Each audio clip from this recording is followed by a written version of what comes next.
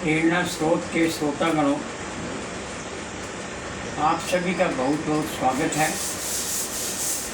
आज हम स्वतंत्र भारत में कैसे हमने तरक्की की, नेहरू टू मोदी, सभी के बारे कुछ बातचीत करेंगे। 15 अगस्त 1947 को जब भारत स्वतंत्र हुआ तो पंडित जवाहरलाल नेहरू प्रथम प्रधानमंत्री बने।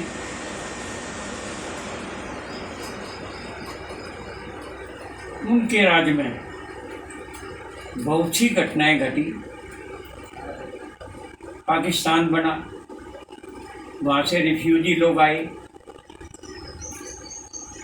उनको शरण देना, उस मामले को सलटाना बहुत ही कठिन कार्य था। ठीक ढंग से करने का प्रयास किया गया। बाद में गांधी जी की हत्या कर दी गई। ये भी एक देश के लिए बड़ा भारी सदमा था। भारतीय संविधान बना। 26 जनवरी 1950 को भारतीय संविधान लागू हुआ। राष्ट्रपति जी को शपथ दिलाई गई। 1952 में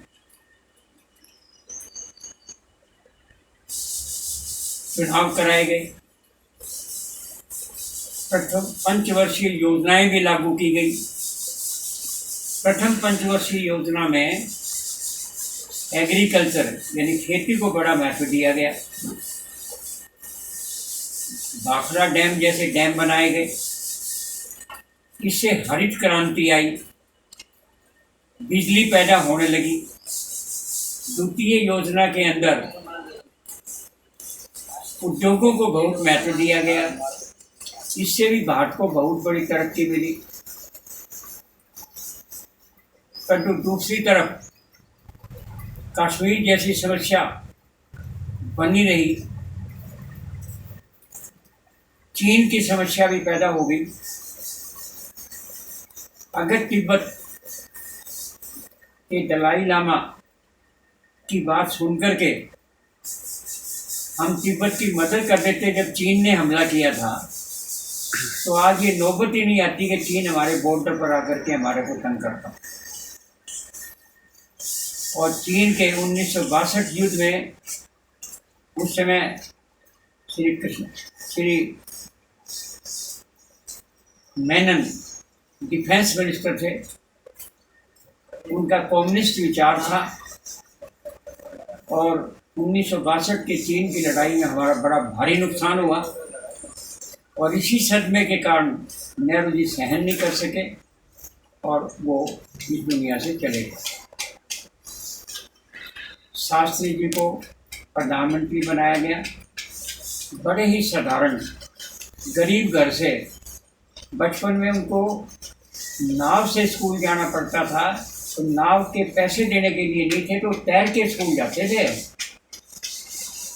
जिस टाइम पर वो प्रधानमंत्री बने तो उनकी धोती फटी हुई थी।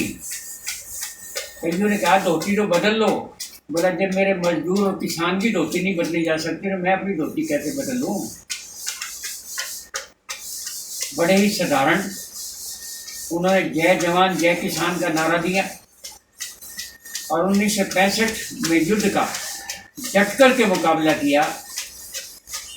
जिसे कहते थे कि ये दाल भाजी खाने वाले हमारा क्या मुकाबला करेंगे। और दाल भाजी खाने वाले ने ही लाहौर के बॉर्डर पर धमक डाली। परंतु वो जीत भी ज़्यादा अपने ही लोगों से सहन नहीं हुई। उनके खाने में ताशकंद के अंदर तो जहरीली वस्तु मिला दी गई। कहा यह गया कि उनको हार्ट अटैक हुआ। उनका पोस्टमार्टम तक नहीं हुआ। बड़े अजनबी की चीज थी। और इस प्रकार से शास्त्री जी चले गए। और गुलजारी लाल नंदा गृह मंत्री भी रहे कई बार।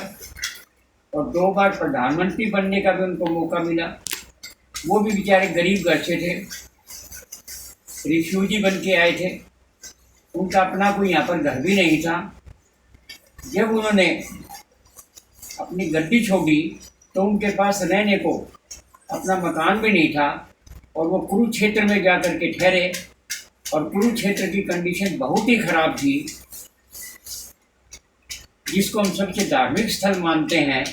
उसी धार्मिक स्थल का उत्थान करने के लिए गुलजारीलाल नंदा ने ठानी और जगह जगह से चंदा इकट्ठा करके और आज कुरुक्षेत्र को जो रूप दिया गया है, इसका श्रेय गुलजारीलाल नंदा को ही जाता है। भारत के गृह मंत्री, उनका अपना कोई घर नहीं, कितनी अचंभे की बात। बाद में इंदिरा गांधी प्रधानमंत्री बनी। इंदिरा गांधी ने कांग्रेस के 2 गुट हो गए। इससे पहले एक कामराज योजना शुरू की गई थी। कामराज कांग्रेस के प्रधान बने थे। उनके अनुसार जो पुराने जो नेता थे, कश्मीर के प्रधानमंत्री, मुख्यमंत्री, पंजाब के मुख्यमंत्री प्रताप सिंह कैरो, वित्त मंत्री यानी विदेश मंत्री वगैरह, सबको पुरानों को हटाया गया, उनकी जगह नए लोग लगाए गए। ये कामराज योजना के अंतर्गत हुआ, जिससे नए लोगों को आगे आने का मौका मिला। इंदिरा गांधी के समय में कांग्रेस 2 फाड़ में हो गई, एक इंदिरा कांग्रेस बनी और एक पुरानी कांग्रेस रह गई। इसके बाद जो है इंदिरा गांधी ने बैंकों को नेशनलाइजेशन किया। उसके बाद वो उसने चंडी का रूप दिखाया और बांग्लादेश को आज़ाद कराया। ये एक बड़ी वीरता का सबूत उसने दिया। दुनिया में बांग्लादेश को जीत करके बांग्लादेश वालों को ही वापस दे दिया। उस समय उसकी जय जयकार हुई। परंतु 1974 में आगे जाकर जब इमरजेंसी लगाई गई, जो रोल टैक्स से भी सख्त थी, उसी इमरजेंसी ने से किए गए सारे कार्यों पर पानी फेर दिया और इमरजेंसी के कारण से वो बदनाम भी हुई। फिर जयप्रकाश नारायण ने उनका डट के मुकाबला किया और आगे आने वाले इलेक्शन के अंदर जयप्रकाश नारायण की बनाई हुई पार्टी के मुखिया जो है वो विरोधी दल बना। मोरारजी देसाई को प्रधानमंत्री बनाया गया। अटल बिहारी वाजपेयी विदेश मंत्री बने। उस समय ये मिली जुली सरकार चली। उसके बाद इंदिरा जी का फिर नंबर आया।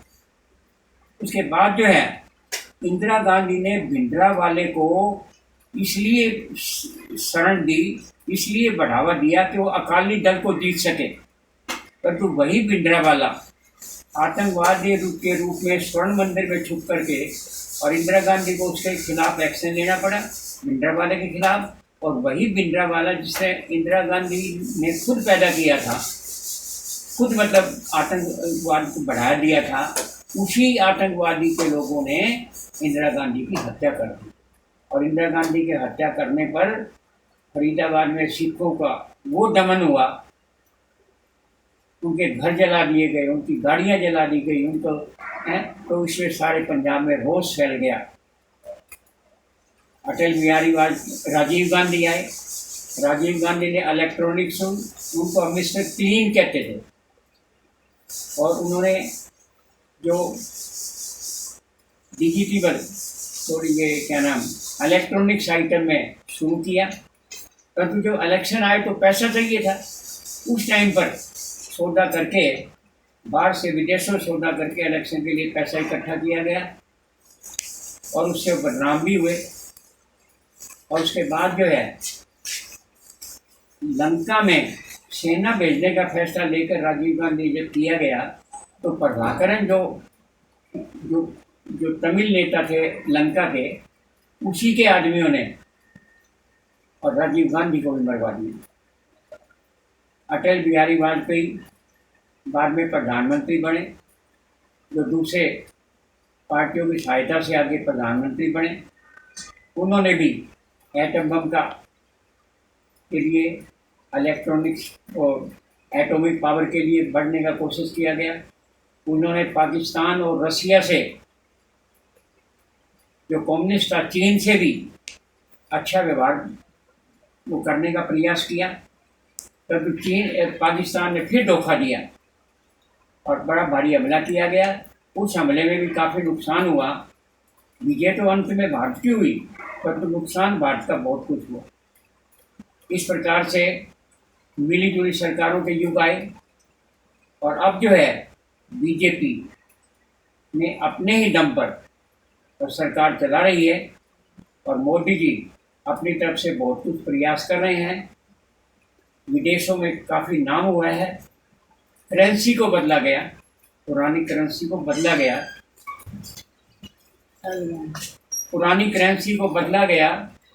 तो इस प्रकार से जो है मोदी जी ने जो प्रयास किए वो बहुत ही अच्छे प्रयास थे और आज जो कर रहे हैं, परंतु इसमें भी एक समस्या पैदा हो गई है। अगर हमने आगे बढ़ना है तो बीजेपी को भी आगे बढ़ना है तो हमें महंगाई से लड़ना होगा, बढ़ते हुए पेट्रोलियम दामों को पर कंट्रोल करना होगा, रोजगार पैदा करने होंगे, तभी जाकर के भारत आगे तरक्की कर सकेगा।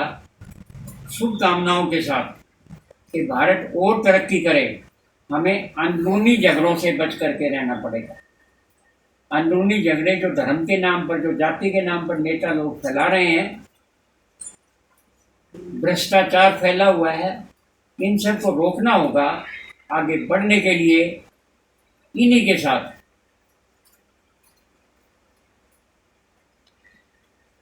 तो ये जो सारी बातें हमने की हैं देश की तरक्की के लिए, देश के इतिहास के लिए दोहराने का प्रयास किया है। आज के लिए बहुत बहुत धन्यवाद आप लोगों का। Thank you.